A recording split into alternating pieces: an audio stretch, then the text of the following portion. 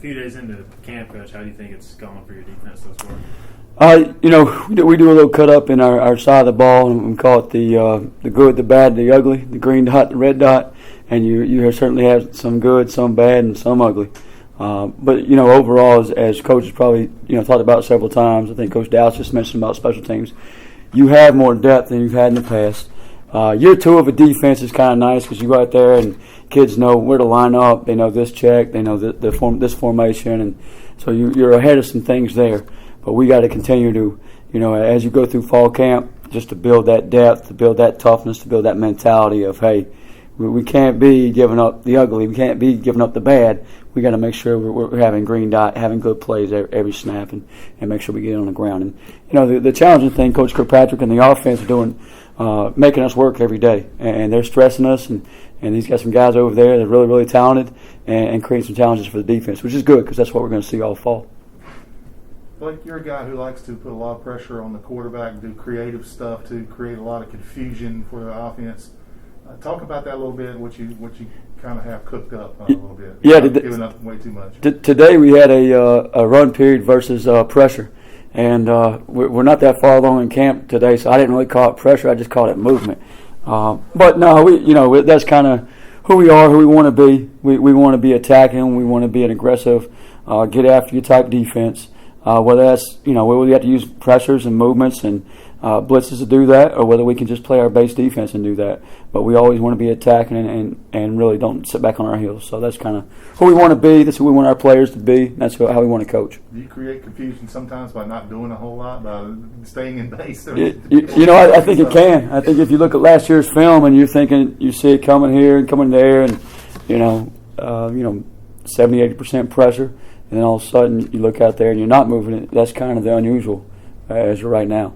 So, but we got to have some balance there. We got to be able to do both, and we got to be able to line down our base defense and win the battle there too. With DJ Ford, he was in here. We interviewed him Saturday, and then on practice field, he's coaching up a lot of younger guys. Is that kind of surprised you? His just natural leadership, being a transfer coming in. He's an older guy, and he's we got to get a lot of our older players doing that. So not just worried about themselves. I'm worried about me, but taking care of everybody. And I think if you can understand the game and understand the scheme and understand what we're trying to do defensively or situationally enough to coach somebody else, that means you have true understanding of what we're trying to get done. So that's pretty impressive by him. And we got some other guys doing that. We got to get even more because we got some older guys that Warren Saba, Bruce Bivens. Those guys have been around 5-6 years now. So.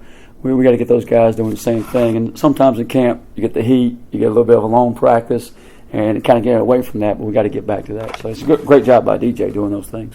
Coach, you're moving Xavier Smith around a lot at practice. How is he responding to that? Xavier's a versatile guy, and he's a all-conference player. And it doesn't matter if he's inside the box, outside the box, he's rusting off the edge, he's dropping into pass coverage. He's going to be a difference maker. And that's his mindset, and that's how he's attacking every day. And he's here to be a good teammate, and he's doing a great job with that outside and on the practice field and in the classroom, and just embracing that. And we're excited about what we can create with him because, as you spoke earlier, if you don't know where Xavier Smith's lining up, that might can create some problems for you offensively. You got a new tool in your box this year in DJ Ford.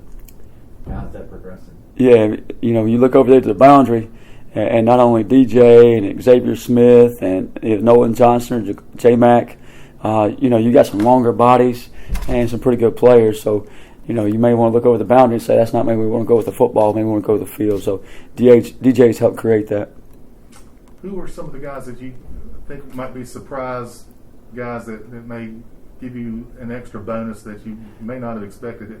The first one that pops in mind, I think we got several guys, first of all. And the one that pops in my mind that wasn't with us last fall, but was with us 2 years ago, is Gerard Stringer.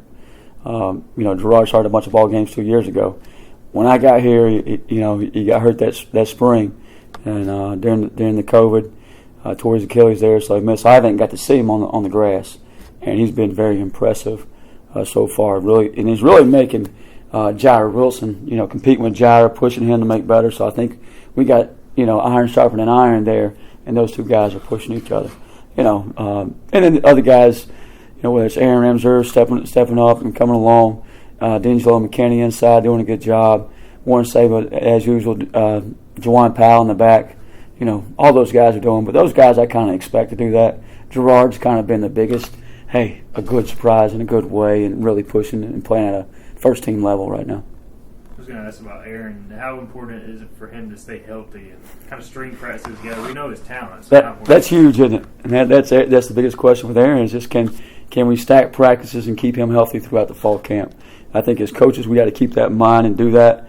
At the same time, make sure he's getting enough reps where he's in good enough shape to go win a game against App State and be in game shape and get enough reps to that he can knock the rust off and get in game ready shape. So, but it's huge for him just to stay healthy. Last year he'd get a solid week or two, then have an injury and setback, and then he'd come back, bounce back, and have a solid week or two, and then something else would happen. So, fingers crossed, just get him through camp, and then App State, because he's a good football player. I mean, he has a nose for the football, and does a good job of those things, and a really smart kid. When you sit down one-on-one with Aaron, he's going to surprise you, like what all he can draw up on the board schematically, understands our defense, and very impressive there.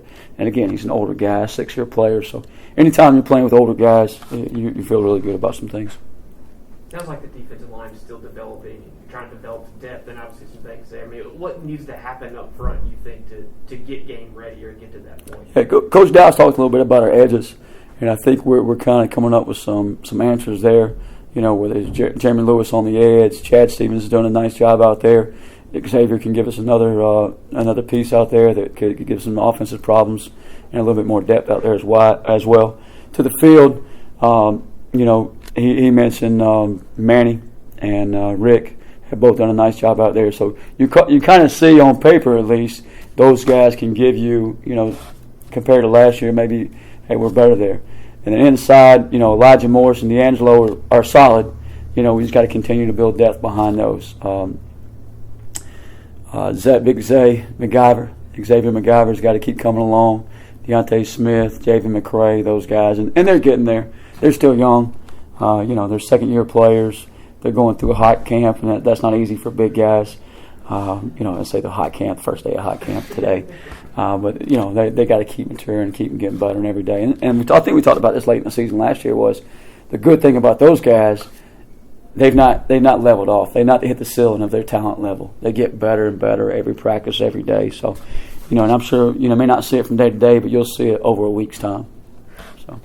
So, what's your general feeling now as you come into camp? I know it's still early, but how good is this defense potentially going to be? I think as long as Coach Kirkpatrick's up there scoring about 60 points, holding the ball for about 40 minutes, we can be pretty good. It depends. We got to turn up from where we're at right now. We got to keep coming along, making a lot of improvements. I feel that we can be better than we were last year, and we have to. We don't have a choice. I mean, if we want to win ball games, we got to be a better defense. We got to be more consistent. We got to stop the run. And you look at game 1, 2, and 3. If you stop the run, you're going to give yourself a chance to win those ball games. So that's what you got to continue to do. And those guys on the other side of the ball are making us do that right now. And they got some guys that can stick it up in there, and we got to respond and make sure we're doing a good job of defending the run. And that's where it all starts, as we always talk about, I think, each and every week.